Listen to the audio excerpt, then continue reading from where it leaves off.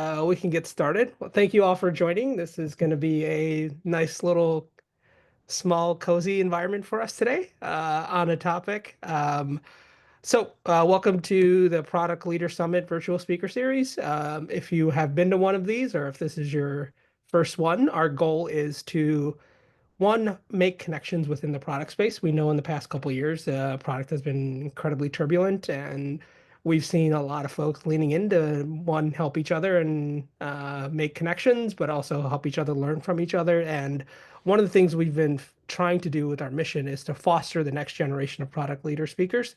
And a lot of that has been through grassroots movements. Folks have applied to be like, I'm really passionate about a topic. I'd love to speak, and I can go help make the bridge to help facilitate deeper connections amongst product leaders. And today is a topic that Jen is here to talk about that I think is important, which is around the social impact of product management. So what we'll do is we'll do a quick little intro.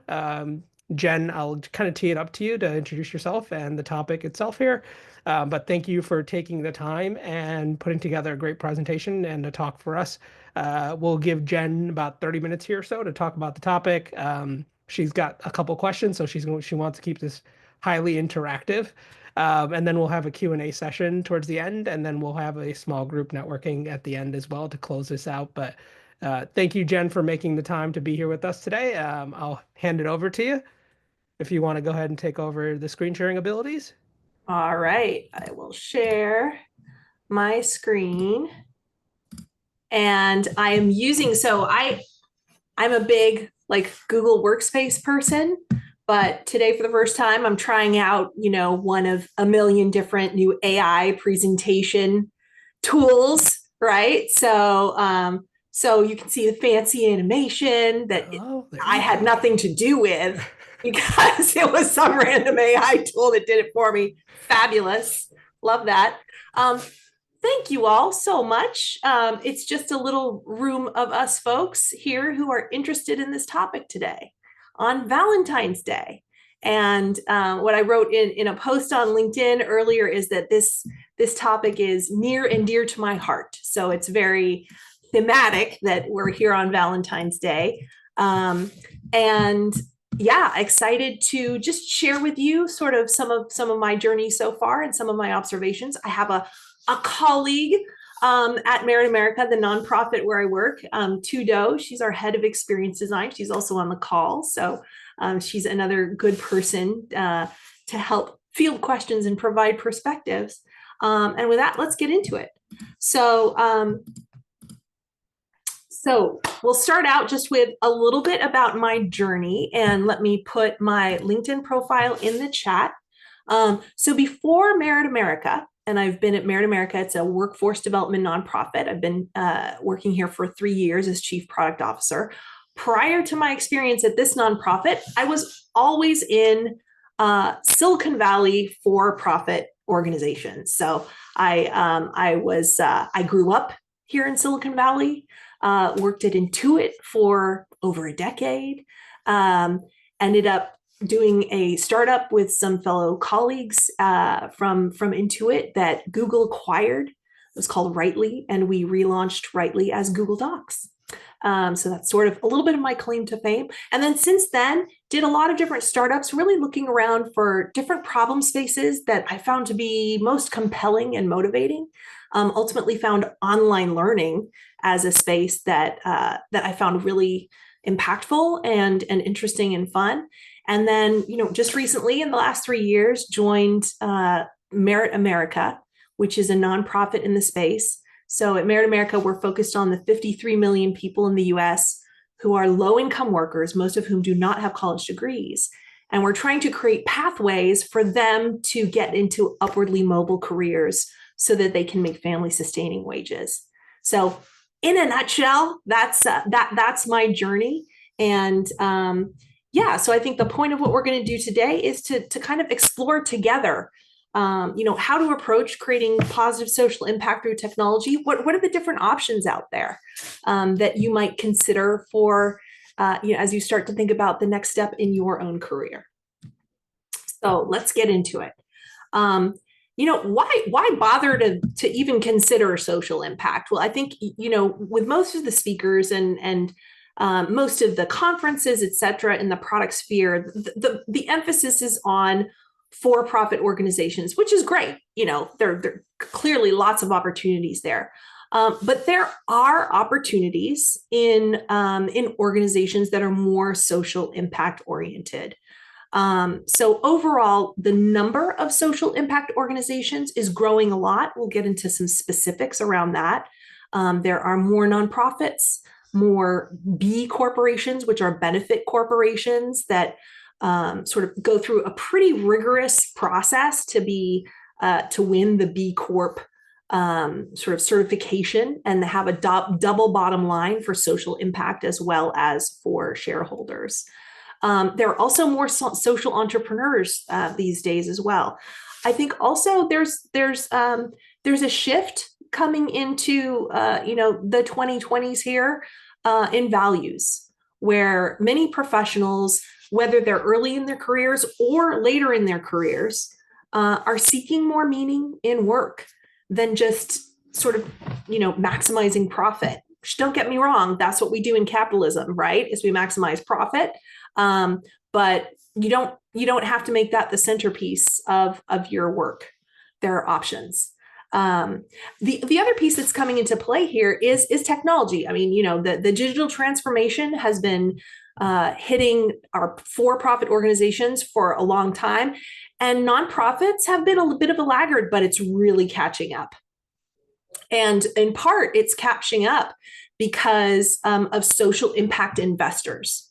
So we have a lot of high net worth individuals, foundations, et cetera, and they're really starting to look to nonprofits and say, hey, if you can actually leverage technology to measure your impact, then we as social impact investors can feel more confident about funding your social impact venture, because we're actually seeing quantifiably, as well as, maybe there's some qualitative in there as well, user stories, et cetera.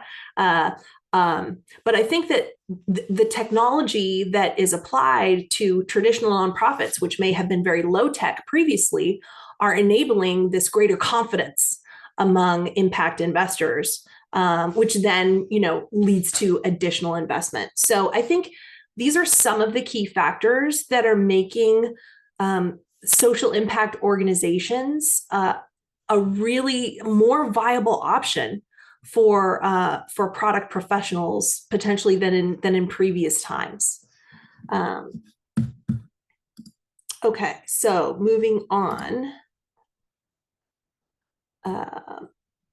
Let me give you a sense of some of the different options here, and these different options. Obviously, if you find yourself in a position where you desire more meaning and purpose, or you're maybe dissatisfied with sort of the traditional tech focus on sort of profit above social impact, then this is what's out there. So for sure, nonprofits like that's MeritAmerica is a nonprofit.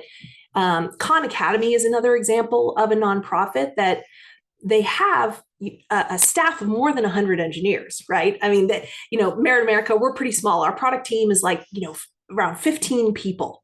But there are much larger nonprofits as well that have, much larger tech teams like Khan Academy, et cetera. And so basically, nonprofits, they rely on donations and grants for sure. But they can also generate revenue. And that was kind of a new thought to me. I was like, oh, as a nonprofit, are you supposed to generate revenue? Yes, you're supposed to, you can. And actually some of the most successful nonprofits sort of diversify their revenue streams. So they're getting some from donations and others from, a service that they are providing.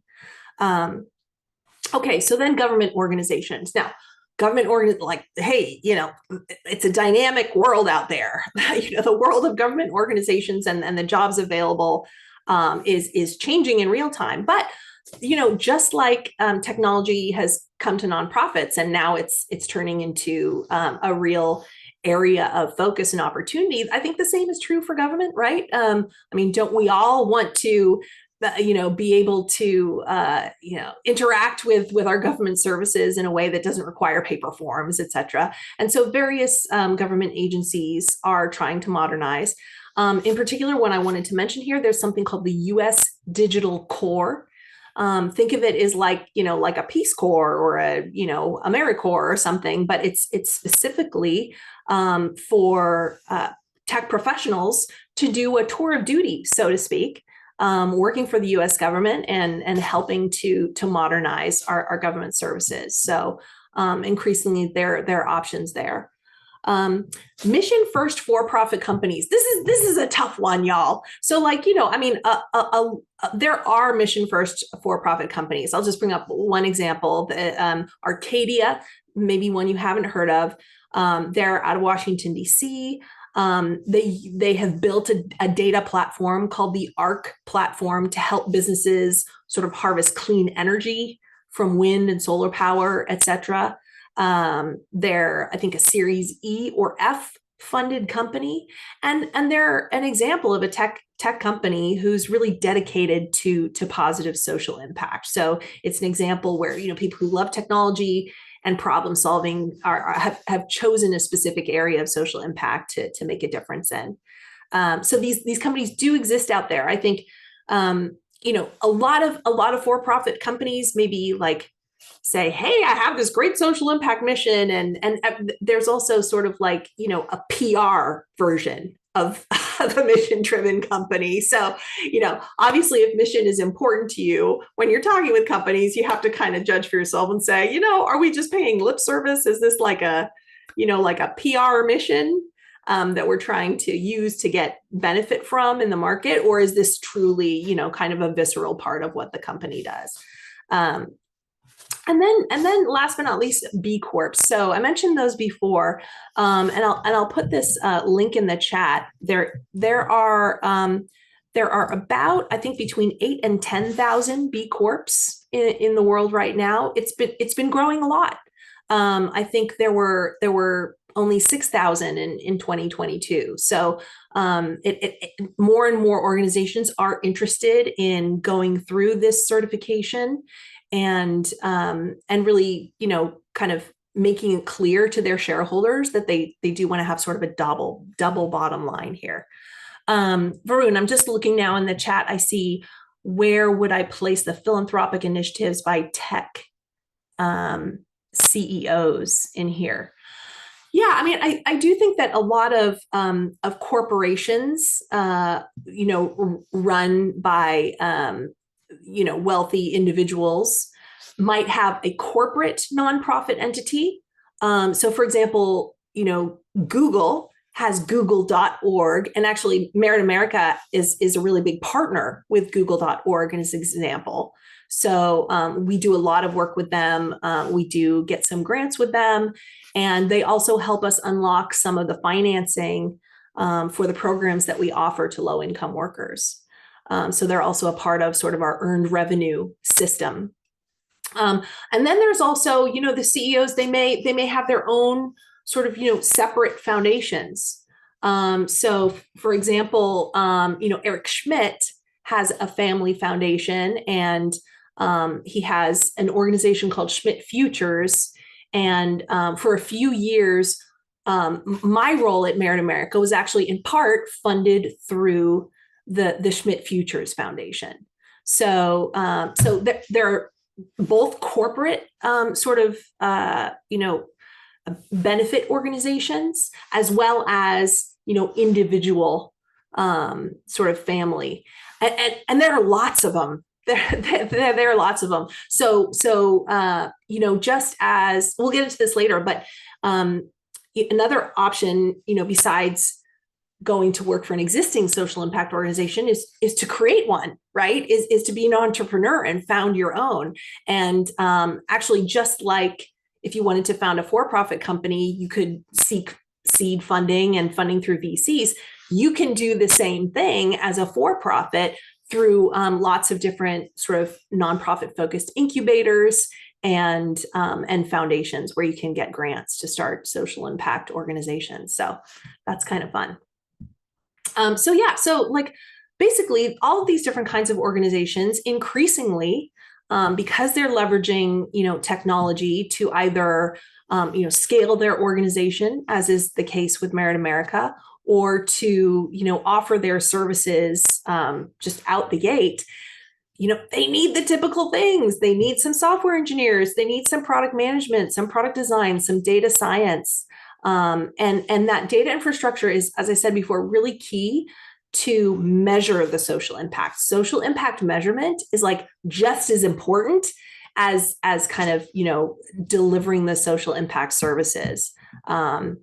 So there are lots of different ways to find opportunities. There are job boards that are specifically designed for people looking for social impact roles. Like there's one called 80,000 hours. There's another one called Impact Pool. Now, when you even look on jobs on LinkedIn, which not all social impact organizations do post on LinkedIn, but you can see like, a nonprofit, option there. So lots of different ways to find different opportunities. Okay, so one of the most important things, though, is to clarify for yourself, if you're even contemplating exploring a career option in social impact, which I'm assuming that because y'all are here today, that is the case. Getting clear on what are the specific areas that are most interesting to you. Where are you looking to have impact? I think that the Sustainable Development Goals from the United Nations is a great framework. A lot of social impact organizations refer directly to this framework. I put it in the chat. So I mean, one thing I'm curious about is if you look at this list, you can see so many different problem spaces, areas where kind of, value creation is really needed to solve real societal problems. Go ahead and throw in chat. Like, is there a particular area of these 17 that you see here that appeals to you? Because whether you're going to, please, I invite you, go ahead and throw it in chat. I think whether you're looking to join a social impact organization or create your own, thank you, Varun, Sustainable Cities and Communities, brilliant. Or you're contemplating maybe starting your own organization, clean energy, lovely. Zero hunger, yes. See, so many good ones here, right? So what you need to have a really compelling story about why. Why is it that, just as you would need to have a compelling story if you're going to join a for-profit organization about, what is it about that organization's business that really, lights your fire? The same is true for social impact. And joining an organization or starting your own, having that clear reflection that you have done about why it's meaningful to you. It is really important. And I think it also can give you focus on like, okay, I don't want to just do social impact. Let's pick one area that you're really passionate about. And then you can go deep and look into what are the different organizations that are truly making a difference in that area. So it helps you to sort of focus your investigation for what you're thinking about. Another point I want to touch briefly on, and how many of you, let me know in chat really quickly if you are familiar with Ikigai. Is that a concept you've heard of before or not so much? Ikigai.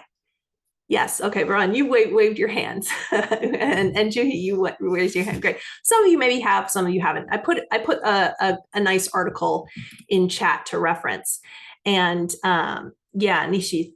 Great. Yeah. So it's a very old concept, and it's supposed to, help you like kind of find your area of passion in the world.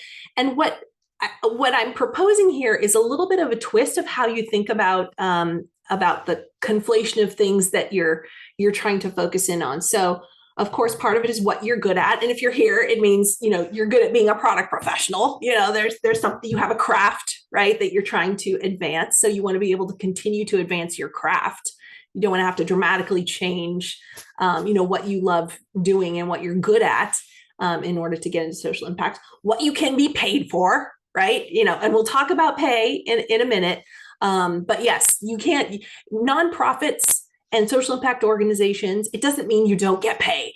They're not all like you have to be a volunteer with no pay. Like both Tu and I are making a salary and supporting our families. So, that's a thing. What the world needs, right? So that's definitely what connects to the sustainable development goals. And then traditional ikigai focuses at the top about what you love, this idea of what you love.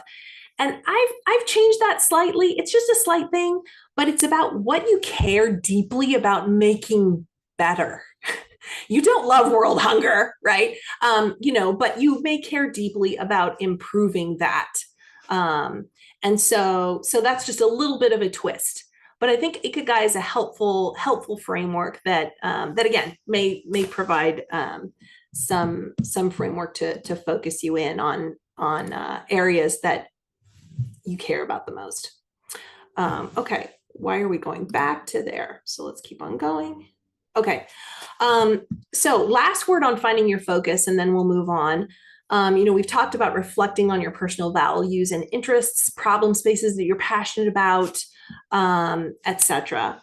We've talked about researching, different kinds of organizations. Often, through these charitable organizations, just like if you go to a VC website, they're going to have a list, right, of all the companies that they've invested in recently, or, their portfolio companies, right? And often you go to the VC website and you can see job openings in these portfolio companies. Well, social impact investors do the same. As an example, so, if you go to, the Schmidt Futures website, or if you go to Blue Meridian Partners is another example of an organization that makes a lot of social impact investments. You can see their portfolio companies, who have they invested in, and then you can follow through and see, how many of them have roles out there. Networking, of course. I mean, you're already doing that a little bit here. You've joined a space where people are interested in the same thing. There are lots of conferences out there that are convening social impact organizations, either under the header of general nonprofits or under the header of like one of those sustainable development goals, a climate conference or whatever, something that's very subject matter specific. And so that would be a great place to network as well. Volunteerism, I did want to throw that on there. I think volunteering can be a great way to, just experience, learn about an organization's culture. Like maybe you're not volunteering as a product professional, but like, for example, at MeritAmerica, you could volunteer to do a mock interview with one of the learners in our programs who maybe is trying to land that entry-level job in data analytics or experience design. And it's okay that you're not an experienced designer, data analytics. You're in product. That's all right. It's okay. But that's a volunteer opportunity that is available to you that will enable you to maybe meet some people who work at the organization and dabble a little bit. So that might help you determine whether you feel a strong conviction about the mission at the end of the day or not so much. So, and then last not least, entrepreneurship. So I just want to give a little bit about, I'm on the side, I'm also, looking to start a nonprofit.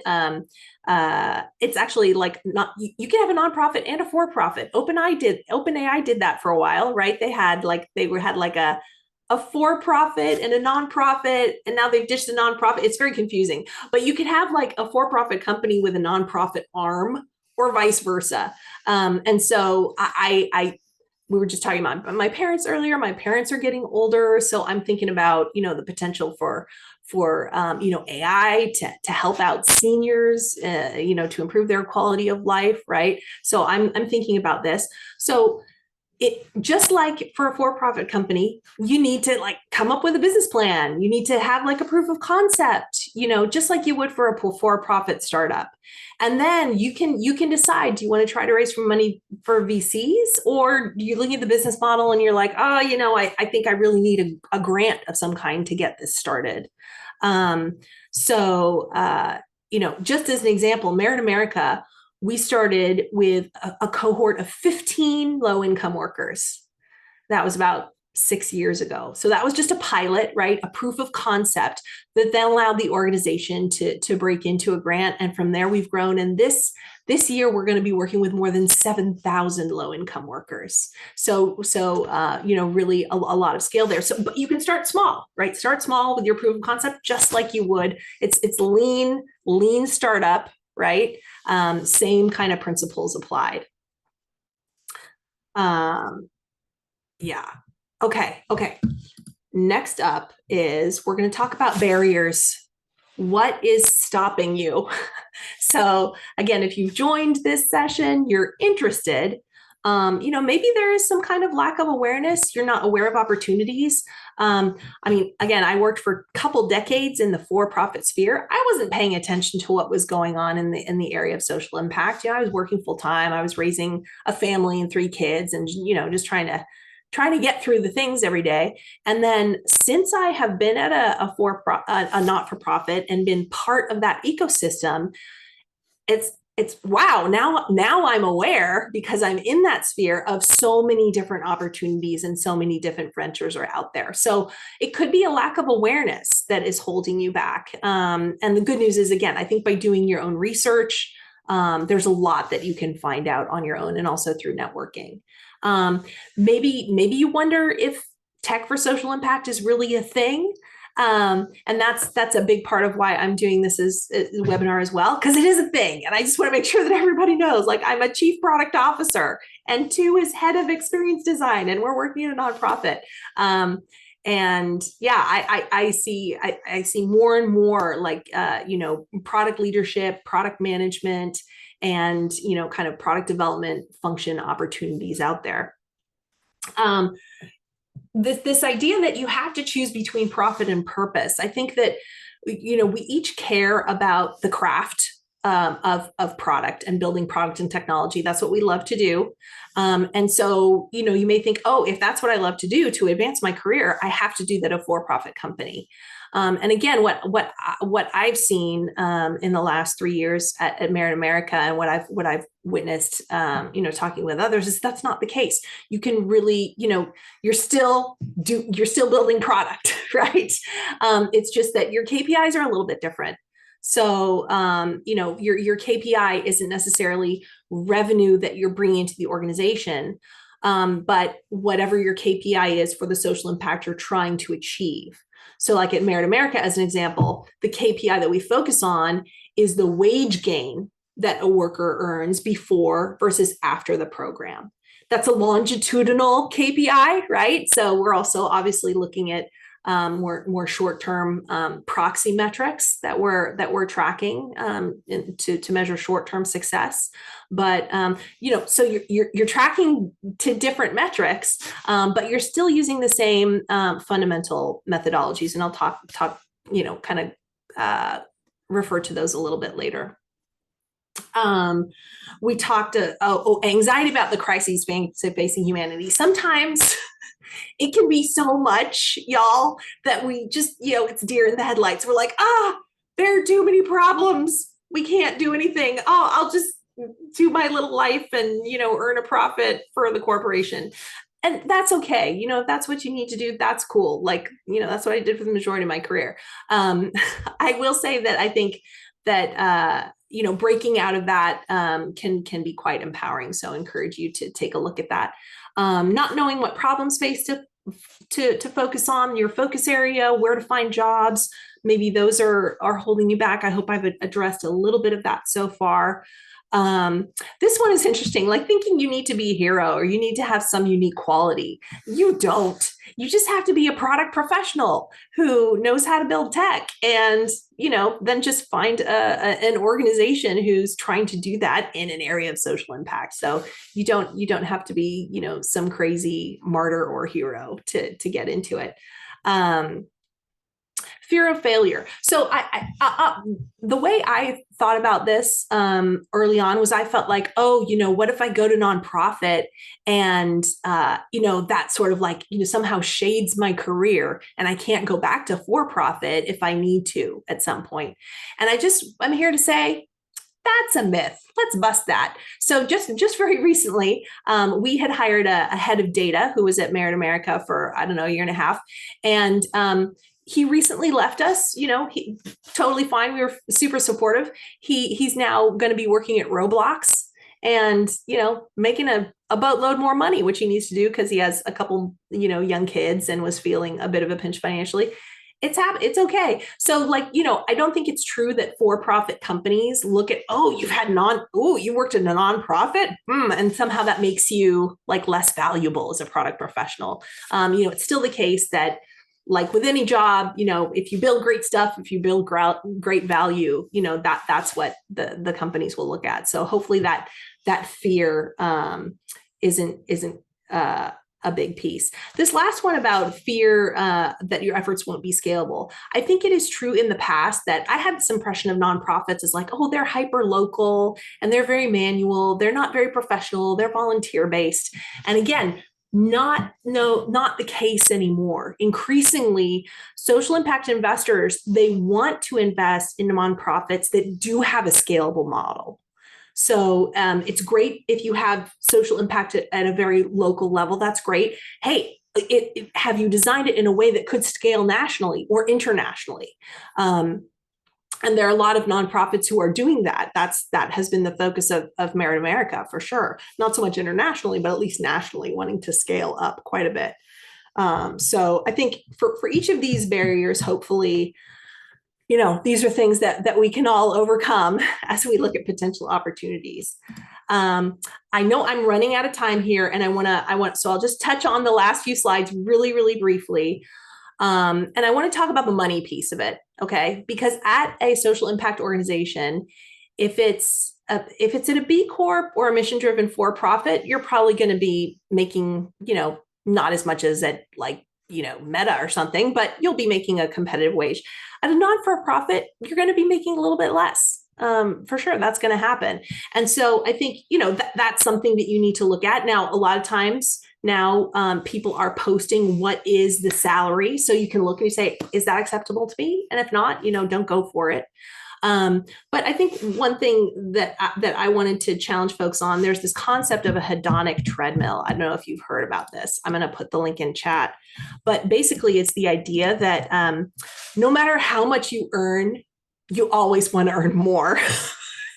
Does that strike a chord with y'all? Like, as much as you have, that becomes kind of the new norm. Like you're happy with it at first, and then it becomes the new normal, and then you're like, oh, I'm not happy with it anymore. I need more, right? That's a real thing. So I think in order to join the nonprofit world, you would have to get off that treadmill a little bit. You'd have to kind of jump off and look for your joy elsewhere. Look for your joy in your purpose. So that's a real consideration.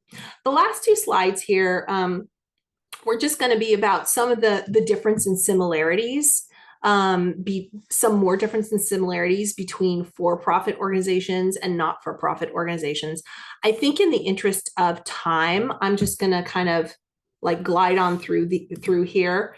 I'll just mention a few. So common ground, a lot of common ground. I mean, all the things you see on this slide, these are all things that are really critical to, well-performing product teams at for-profit organizations, also critical to well-performing product teams at social impact organizations. So I think the core craft and the key elements of success of product professionals is absolutely the same.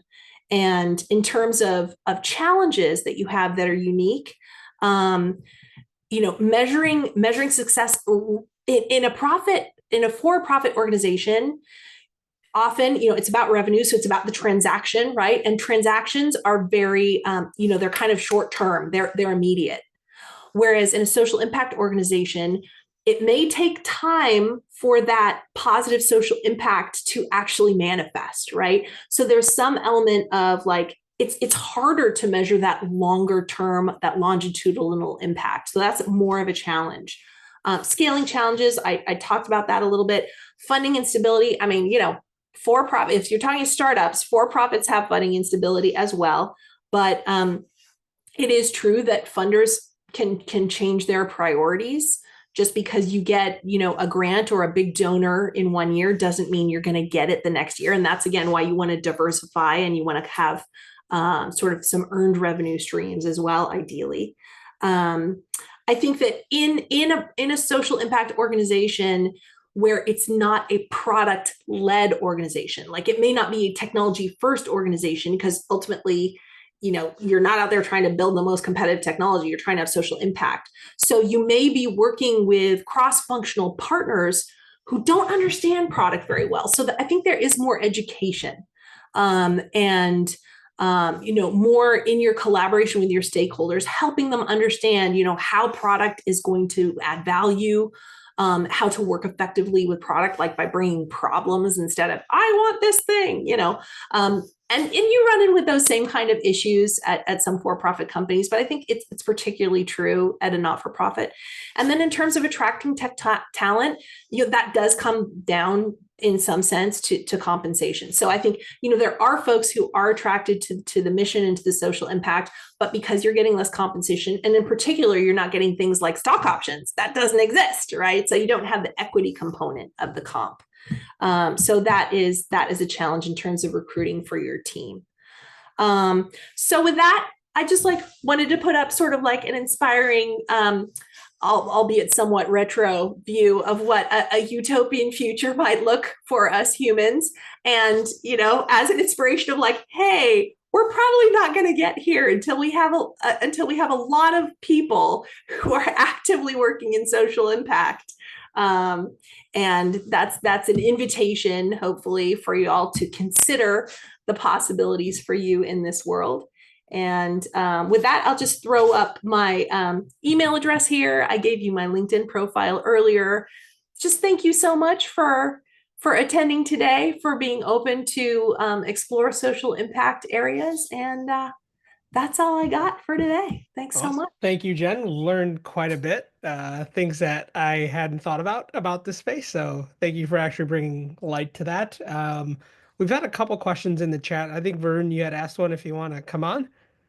Sure, Nishit. Thank you. Jen, this was great. Thank you so much for enlightening us the past 20, 30 minutes. My question to you is, we saw the categories at a very high level, that 17 of them, if I got it right.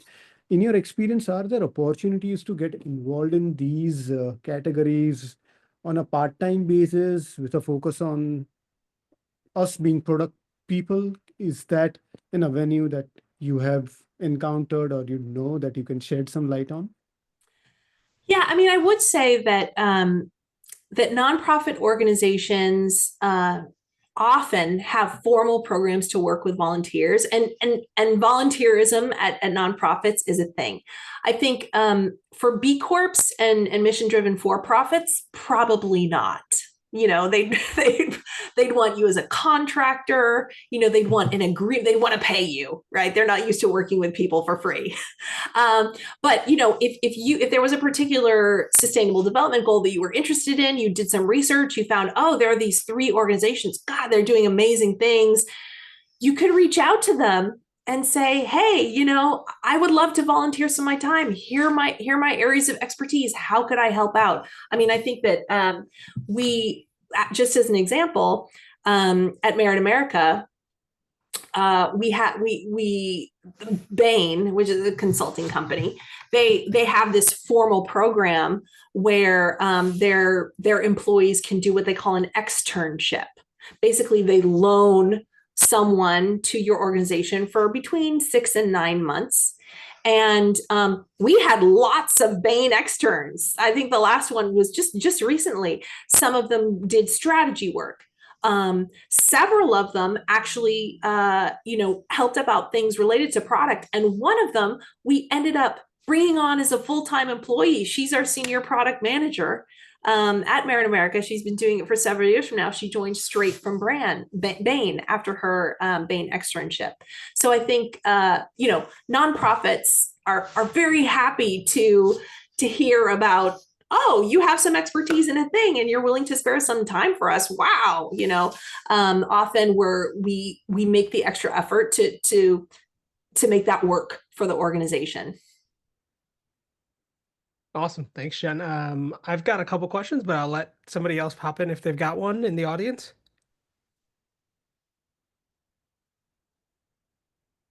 I'll piggyback on that question. Is there a marketplace for like the volunteer side out there for like not-for-profits or somebody else to like get in touch? Because I think like for You folks, should make one. Maybe that's a great idea, Nishi. I'm not aware of one. I am not aware of one. So typically, it is the case, like for MeritAmerica as an example, we post on LinkedIn and social media when we have sort of volunteer, like we have this official volunteer program for the mock interviews, right? And so we post and we ask you to fill out a form and so forth. And then you can just find people who work at the organization on LinkedIn and find a role that's similar to what you're interested in doing and reach out to them. I'm not aware of there being some kind of a universal like volunteer board out there. Yeah. So maybe you should make one there we happen. go. Might happen. Let's see. We'll take a look. I can ask a question if that's okay. Sure. Thank you again, Jen. This was really great. For the B Corps and mission-driven for-profits, at least with the mission-driven for-profits, something I've come up against is they often want you to have the domain expertise. Like it's not sufficient for you to just be like, I'm a really great PM, but I know nothing about climate. Please hire me. Yeah. Have you seen that across the other like organizations in that in the landscape? And then specifically for that, do you have suggestions as to how to break through? Like volunteerism seems to be the general advice, but is there anything else that you think people could be doing to better position themselves to land those jobs? Yeah, I mean, I do think that another area that you could look into is maybe there are courses to take. Maybe there are certificate programs to take. I mean, I'm a little biased because I worked at Coursera for a number of years, and that's actually where I met the co-founders of MeritAmerica and kind of how I got in here at MeritAmerica. But to the extent that you can use some kind of educational experience to provide that signal of, hey, I'm not a total noob. I know a thing, right? I think that could be another way to get around it. Yeah, that's the other idea that I have for you.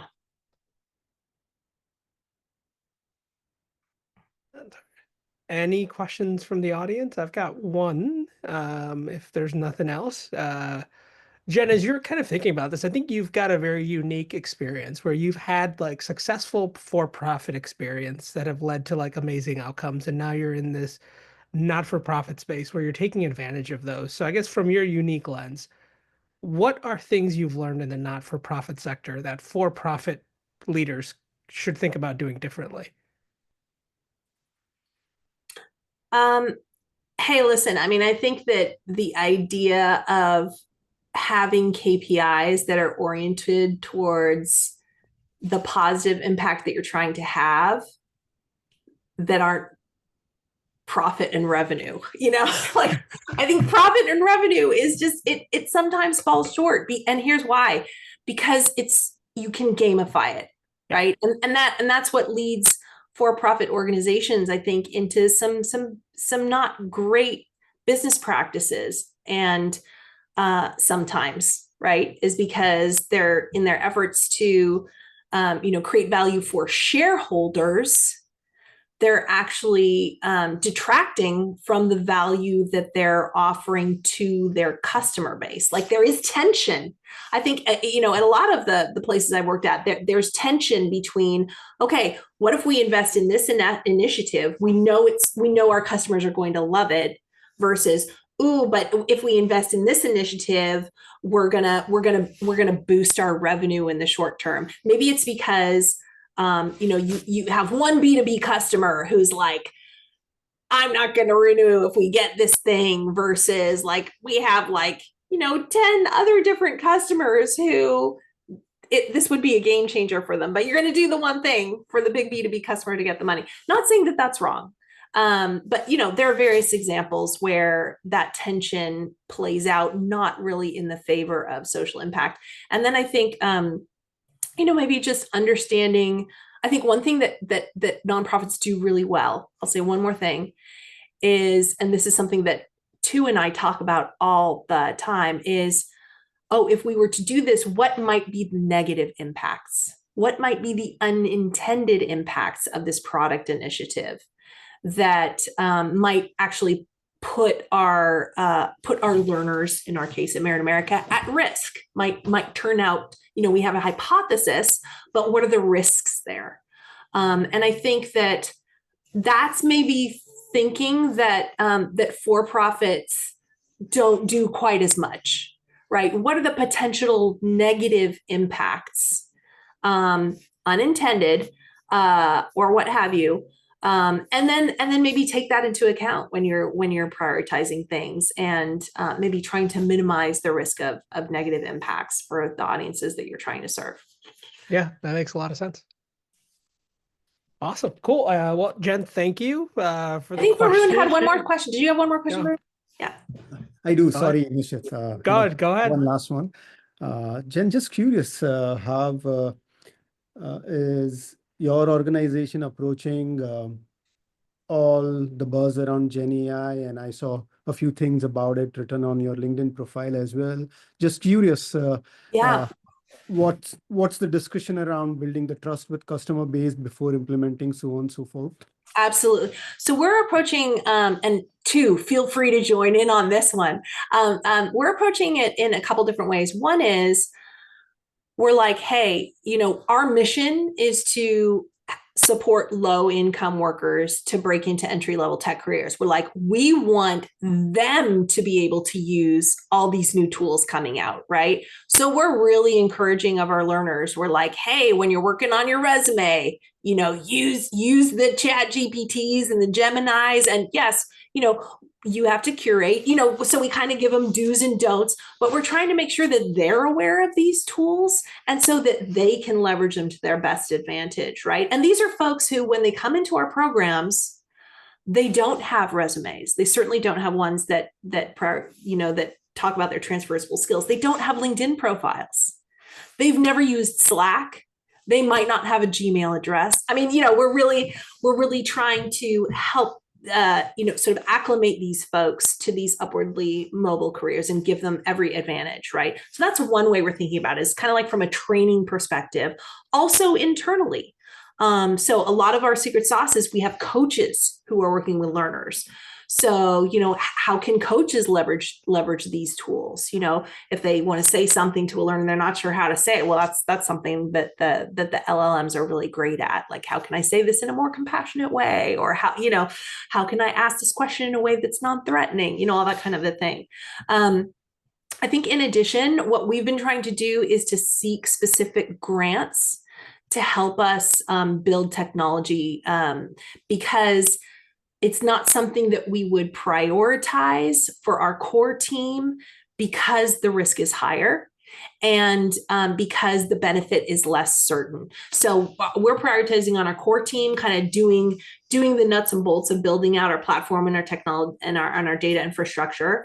But we did get a Google.org grant, and we're working with a third-party AI model provider called Adept ID to create sort of, you know, a job recommendation engine specifically for our folks, because since they are career pivoters and they don't have traditional education backgrounds, they're really not well served by job board recommendation engines today. That's one example.